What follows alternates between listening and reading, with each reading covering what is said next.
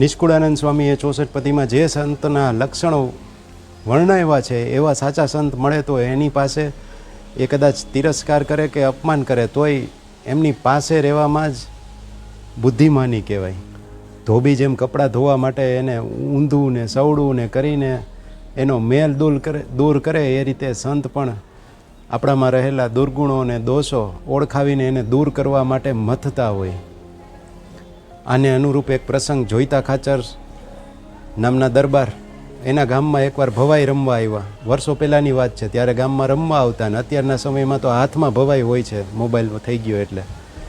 હવે આવું બધું જોવાની મનાઈ હોય, સ્વામિનારાયણ સંપ્રદાયમાં જોડાયેલા હતા એટલે.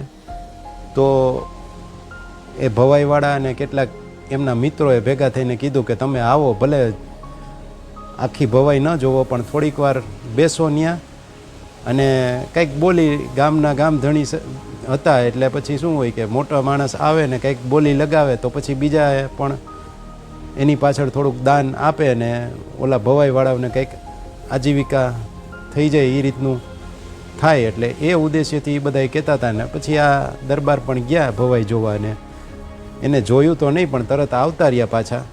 પણ હવે આવામાં ગામના કેટલાક અદખડિયા હોય ને એને સાધુને ફરિયાદ કરી કે આ જોઈતા ખાચર તો ભવાઈ જોવા ગયા હતા હાંજે. એટલે પછી સાધુએ એમને વિમુખ કર્યા. છતાંય આ ગામધણી દરબાર છે તોય પગે પડીને એ સાધુને પાસે માફી માંગી.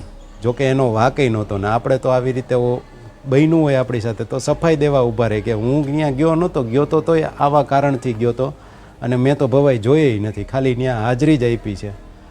અને આ તો પોતાની ભૂલ નહોતી છતાંય ભૂલ સ્વીકારી.